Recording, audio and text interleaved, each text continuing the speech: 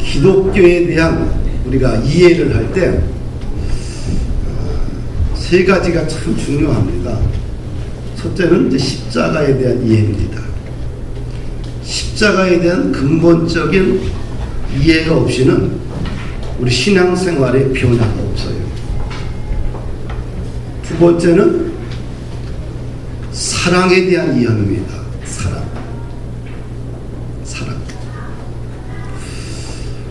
우리가 사랑은 도대체 무엇이냐?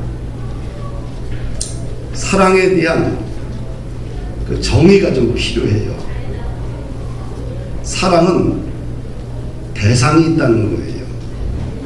그렇죠? 사랑의 대상은 누구냐? 첫째는 하나님이고, 둘째는 이웃을 사랑하는 거예요. 세 번째 계명이 있어요, 없어요? 없어요. 네 자신을 사랑하라는 세 번째 계명을 하나님, 예수님은 율법사에게 주지 않았어요. 그래서 이 사랑은 대상이 있다. 그 대상은 누구냐? 하나님과 이웃이라는 거죠. 이 사랑에 대한 이 언어에 대한 개념 이해도 필요해요. 우리 기독교에서 사랑이란 뭐냐? 이 개념 이해가 있어. 단어에 대한 개념 이해에 있어 중요한 것은 뭐냐면 아가페라는 거죠. 이 아가페라는 것은 자기를 사랑하는 게 아니라 다른 사람을 희생적으로 사랑하는 것을 아가페적 사랑이라고 그래요. 그래서 이 아가페 사랑은, 기독교의 사랑은 자기를 향하는 게 아니라 항상 다른 사람을 향해서 뻗어가야 되는 거예요. 할렐루야. 그래서 사랑은, 기독교의 사랑은 이웃을 향해 끊임없이 뻗어간다. 또 하나의 개념 정리가 필요한데 죄에 대한 개념 정리입니다. 죄. 교회에서 맨날 듣는 게 죄입니다. 신학적으로 성경에서 이야기하는 죄에 대한 정의는 자기를 사랑하는 거예요. 그래서 루터는 죄란 뭐냐? 자기에게로 굽는 성향이다. 이렇게 정의를 내렸어요. 그래서 바울은 디모데에게 말세의 징조가 뭐냐? 말세는 고통하는 때가 이르느니 사람들은 자기를 사랑하며 돈을 사랑하며, 이게 첫 번째예요. 이 말세는 자기를 사랑하는 거예요. 우리 신학적으로 교회에서 간단한 죄가 뭐냐? 신학적인 이해의 죄는 뭐예요? 자기를 사랑하는 거예요. 그래서 우리 교회에서 사용하는 십자가에 대한 이해, 그 다음에 사랑이라는 단어에 대한 이해, 죄에 대한 이해, 이 정의를 분명히 가지고 있어야 된다.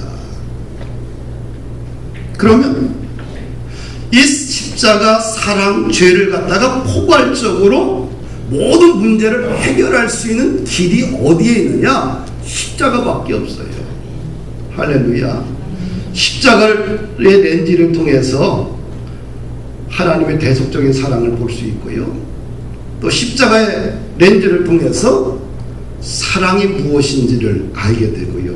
십자가의 렌즈를 통해서 죄가 무엇인지를 우리는 이해하게 되는 거죠. 그래서 십자가가 없이는 기독교적 이해가 전혀 불가능하다. 그럼 십자가는 어떤 능력이 있느냐? 첫째는 십자가의 능력은 자기를 부인하는 능력이 있어요. 따라합시다. 자기를 부인하는 능력이 있다. 그럼 자기를 부인한다는 건 뭐냐? 날마다 십자가를 지는 거예요. 할렐루야. 예수님께서 제자들에게 자신의 미래에 대해서 예언을 합니다. 예고를 하는데 세 번을 예고를 해요. 그 세 번의 예고가 뭐냐? 자기가 이 땅에 온 목적을 이야기를 해요. 죽으러 왔다는 거예요. 그리고 부활한다는 거예요. 한마디로 뭐예요? 십자가를 지러 왔다는 거죠. 대제사장과 서기관들을 통해서 많은 고난을 받으시고, 그리고 십자가에서 죽으시고 부활하시고 3일 만에 부활한다는 얘기를 하는 거예요. 예수님이 말씀하시는 자기 부인은 뭐냐? 사람이 죽으려고 하는 사람이 어디 있어요? 그렇죠? 죽음을 좋아하는 사람이 어디 있어요? 하나님이 자기에게 주신 사명의 길이 뭐냐면 십자가에서 고난당하고 죽는 거예요.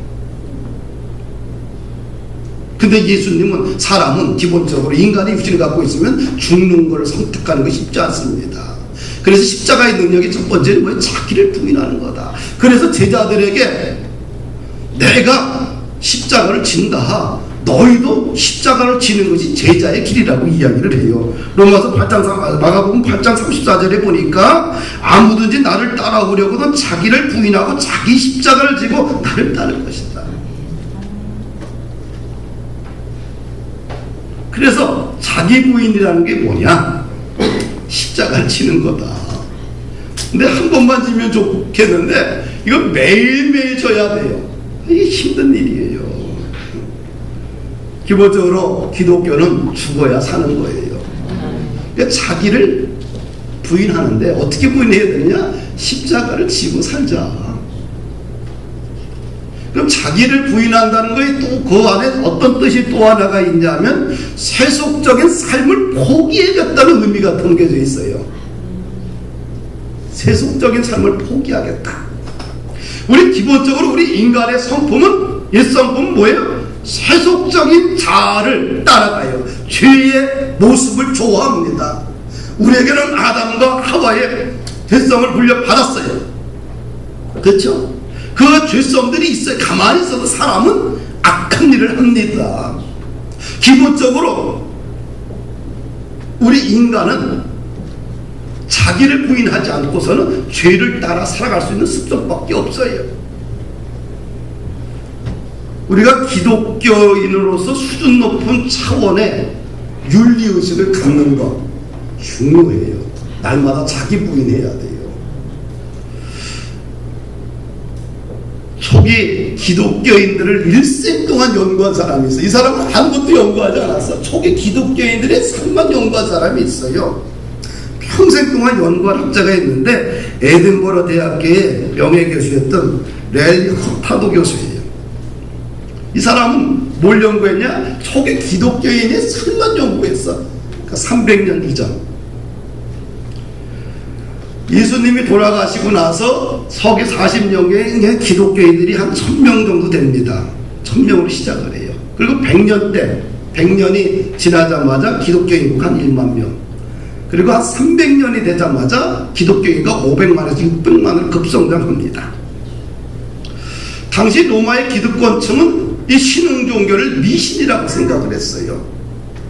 그리고 조롱했습니다. 그런데 이 신흥 종교가 아주 파격적으로 급격하게 부흥하고 성장하는 거예요. 근데 이 성장의 원인이 보니까 이 내면에 원인이 있는 거예요. 왜 이 신흥 종교 기독교가 이렇게 급성장하느냐? 300년 만에 500만, 600만이 됐느냐? 원인을 조사한 거예요. 조사했더니 첫째, 당시 기독교인은 당시 기독교는 다른 종교와 다르게 윤리적인 종교였다는 거예요. 오늘날 뭐 종교가 윤리적이다, 당연하지요. 종교가 윤리적이 않기 때문에 지금 손가락질 당하는 거 아니겠어요? 목사님들도, 그렇죠? 교회도, 성도들도. 당시에는 종교는 윤리적이지 않았어요.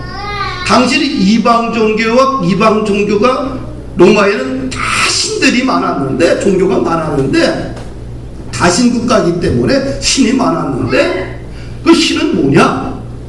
사람들이 뭔가 콸콸하고 욕구가 있을 때 가서 그냥 그 신을 찾아가서, 아, 이 사람 건강해지면 건강 달라고 기도하고 끝나는 거예요.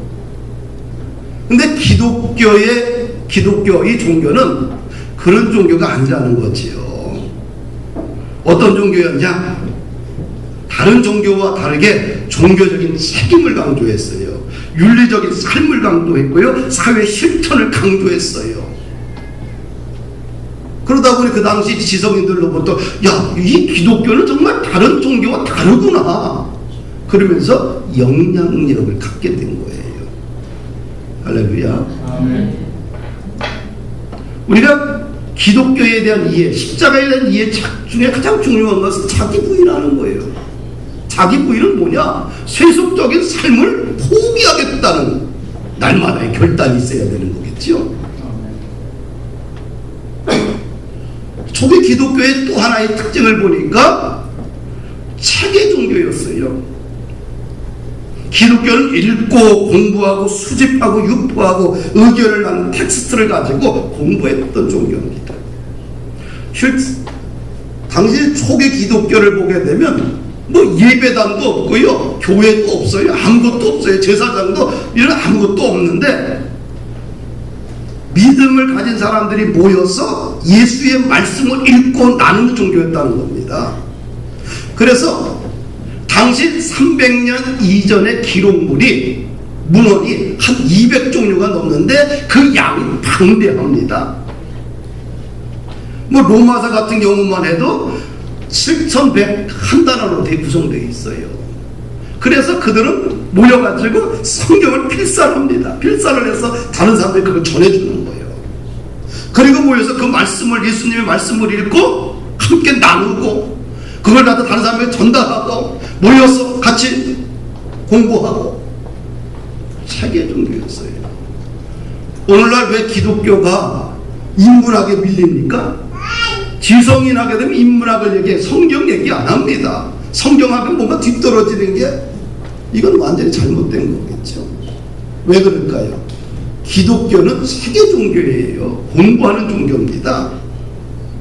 그래서 기독교가 부흥하기 위해서는 어떻게 돼요? 모여서 자꾸 말씀도 나누고 연구하고 공부해야 되는 거예요. 그런 단체들이 많아지면 많아질수록 한국 기독교가 강성해지는 겁니다. 할렐루야. 난 그런 의미에서 우리 최장로님 뭐 여러 가지 있잖아요. 연구. 그런 운동이 많이 일어나야 돼. 안 그러면 어느 종교가 되냐? 그냥 수많은 종교 중에 하나로 정확해버리는 거예요. 그러니까 뭐예요? 인문학에 밀리는 거예요. 인문학이 최고의 꽃이라고 생각을 해요. 성경이 최고의 꽃이에요. 성경이 들어가야지만 사람의 심령을 바꾸고 인생을 바꾸고 강건하게 하고 그 사람의 삶을 완전히 뒤집어 버리는 거예요. 인문학이 뒤집어 버리지 못해. 그래서 교회 속에서 뭐예요? 다양한 성경 공부들이 벌떼처럼 일어나야지만 진짜 우리 인간의 부흥이 일어난다. 할렐루야. 초기 기독교를 연구했는데 이분이 봤더니 당시 초기 기독교인들은 탈민족적이고 탈신분적인 성격의 특징을 가지고 있었대요. 한마디로 기독교는 하나님의 대속적인 사랑을 통해서 인류와 세상을 구원하는 메시지를 선포하게 돼요. 그 사랑은 누구만 받느냐? 모든 사람이 다 받는 거예요. 예수 그리스도를 믿기만 하면 이 하나님의 대속적인 사랑 다 누려. 그리고 하나님의 자녀가 되는 권세를 누리는 거예요. 다른 신은 신과 인간이 관계를 못 맺어. 근데 기독교만이 신과 인간이 관계를 맺게 됩니다. 상상도 할 수 없는 일들이 있죠. 그래서 예수만 믿으면 모든 사람이 기독교의 한 공동체, 한 일원이 되는 거죠. 얼마나 큰 축복입니까? 그래서 기본적으로 민족적인 개념을 뛰어넘어요. 하나님의 대속적인 사랑은 온 인류를 향한 구원의 계획이기 때문에. 그 다음에 계층의 구분을 뛰어넘습니다. 노예와 주인이 함께 그리스도의 자녀의 한 공동체를 이루게 되는 거예요. 할렐루야. 가만히 이 책을 보았더니 오늘 한국 교회가 이 세 가지 문제에 다 걸려 있는 거예요. 공부 안 하지요. 성경 안 읽어. 연구 안 해. 고리타분하게 생각해요. 그렇죠? 그것뿐만 아니라 굉장히 폐쇄적으로 바뀌고 있죠. 그 다음에 윤리적인 부분들, 개인의 윤리와 또 사회적 책임들을 굉장히 등한히 하고 있죠. 그러면 어떻게 돼요? 교회가 복잡하지 않는 거지 뭐 볼 게 뭐 있어요. 그래 안 그래요?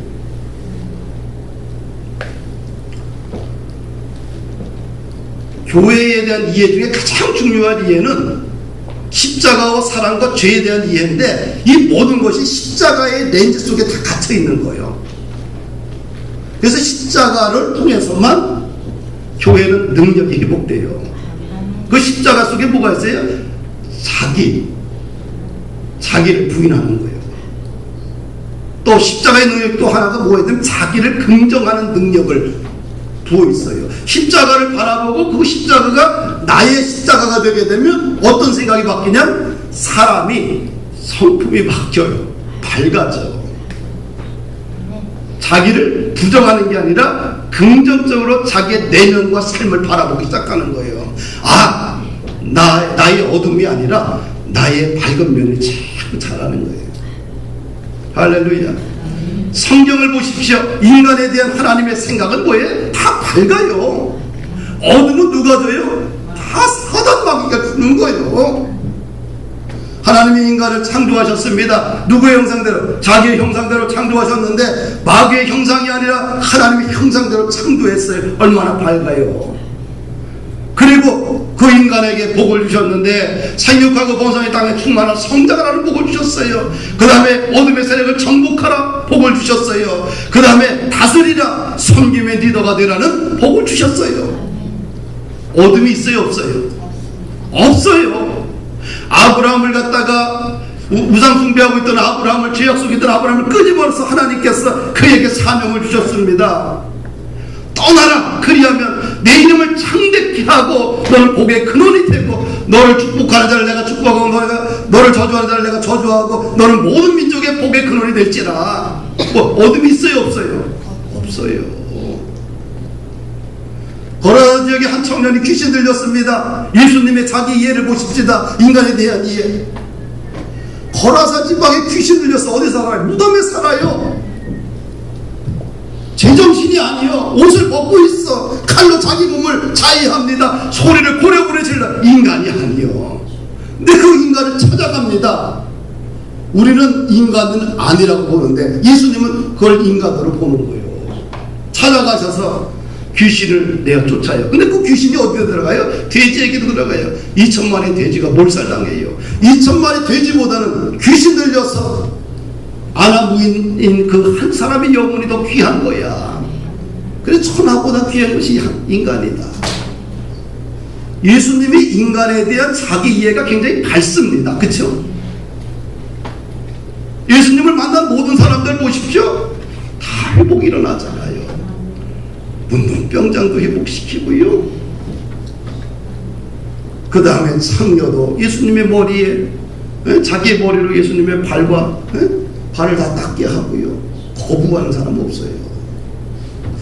밝아요. 그래서 우리가 십자가의 능력을 경험하게 되면 어떤 사람이 된다? 밝은 사람이 되는 거예요. 자기에 대해서 밝게 보는 거예요. 상황은 힘들고 어렵지만 하나님이 나를 하나님의 자녀 삼으시고 내 인생을 도우시고 내 인생 반드시 세워질 것이다. 그래서 우리가 십자가에 우리 인생을 드려야 되는 거예요. 할렐루야. 공중의 새도 먹이고 입히고 다 하는데 하물며 천국께서 너희일까 보냐. 너희는 가장 귀하지 않니? 공중의 새와 모든 들판의 백합화도 다 먹이시고 입히시는 하나님이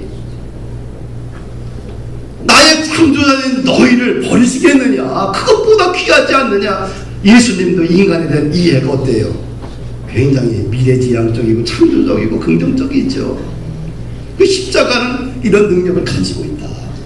할렐루야. 그래서 십자가의 렌즈로 보게 되면 그 다음에 어떻게 돼요? 자기를 부인하는 거죠.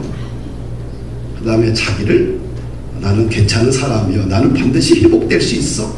나는 쓰임받을 수 있어. 내일도 내 가정, 내 자녀들의 인생 반드시 세워질 거야. 우리 민족, 우리 교회 반드시 쓰임받을 거야. 라고 생각이 확 바뀌는 거예요. 할렐루야.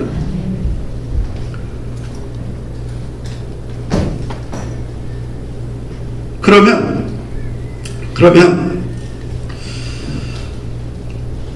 이런 십자가의 이 능력은 어디서 완성되느냐? 완성되는 자기 희생적인 사랑을 통해서만 완성이 돼요. 할렐루야. 이 십자가의 사랑은 어디서 결론이 나느냐? 자기 희생적인 행동을 통해서 완성되게 됩니다. 그래서 십자가의 공동체는 본질적으로 하나님을 예비하고 다른 사람을 섬기는 데 초점을 둬야 돼요. 오늘 우리가 이렇게 본문을 보게 되면 십자가의 기준과 세상적인 기준이 완전히 다른 것을 보게 돼요. 완전히 반대적인 현상이 일어납니다. 야고보와 요한이 어머니가 예수님께 찾아와요. 그리고 예수님께 질문을 합니다. 예수님이 대답해요. 무엇을 원하느냐? 무엇을 원하느냐? 그럴 때 그 어머니가 뭐라 그래요? 나의 두 아들을 주의 나라의 우편과 좌편에 앉게 해달라는 겁니다. 근데 거기에 대한 주의 나라가 임할 때에 나의 두 아들을 당신의 좌우에 앉게 해달라 인사청탁하고 있죠. 여기에 대한 예수님의 결론은 한마디를 딱 자릅니다. 뭐라고 잘라요? 28절 인자가 온 것은 섬김을 받으려 함이 아니라 도리어 섬기려 하고 자기 목숨을 많은 사람의 대속물로 주려 함이라. 세베대의 아들의 어머니와 예수님과의 생각의 차이가, 온도 차이가 엄청나게 다르지요. 그렇죠? 서로 같은 언어를 얘기하는 것 같지만 결론은 완전히 다른 것을 보게 돼요. 우리가 살면서 예수님의 의도와 바람과 나의 의도와 바람이 차이가 많이 날 때가 있어요. 온도 차이가. 그럼 무엇인가? 이것은 내가 잘못되어 있는 거죠. 그러면 우리가 이 십자가의 마지막 결론은 자기 희생적인 사랑을 통해서 결론을 나게 되는데, 그럼 어떻게 해야 되느냐? 선택을 끊임없이 잘해야 돼요. 십자가의 사랑을 자기 희생 정신을 통해서 결론을 나게 되는데, 그럼 매 순간 우리가 선택을 해야 돼요. 세 가지 선택을 늘 하고 살아야 돼요. 첫째로 이기적인 야심과 희생 간에 늘 선택을 해야 돼요. 이 어머니는 자신의 두 아들을 예수님의 우편과 좌편에 앉게 해달라고 했습니다.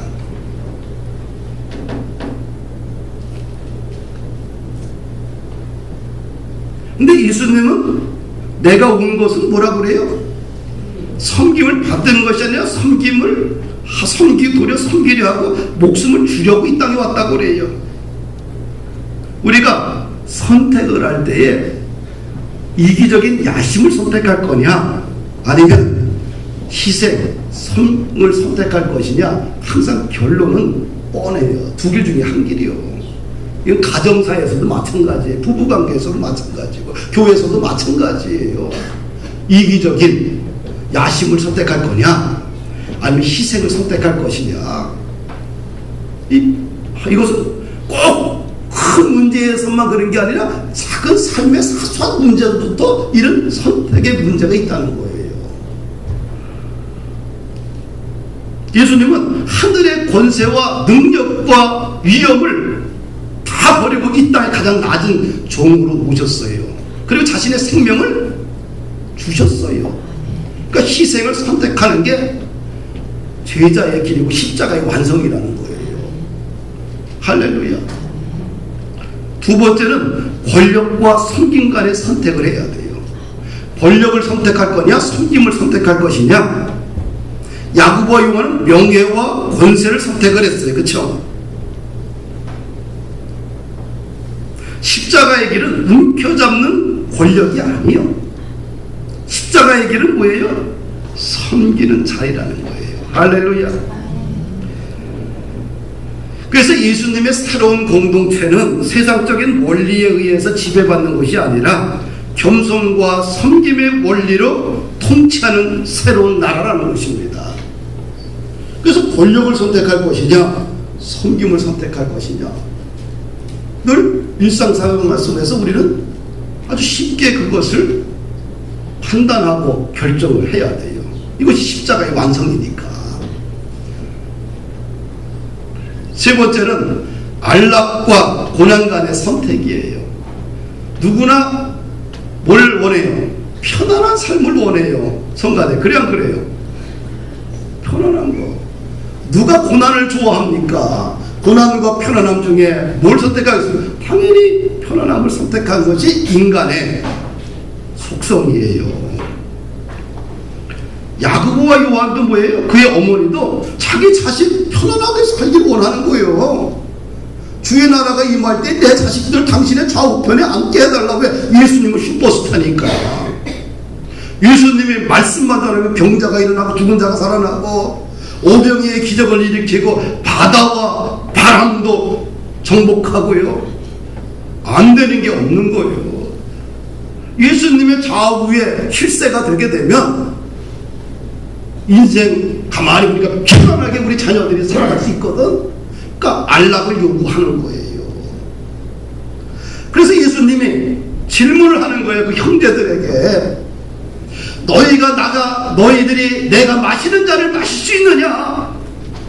내가 받는 세례를 너희들이 받을 수 있느냐? 이 아들들이 합심하여 할 수 있습니다 라고 해요. 근데 예수님이 마시는 잔이 도대체 뭐예요?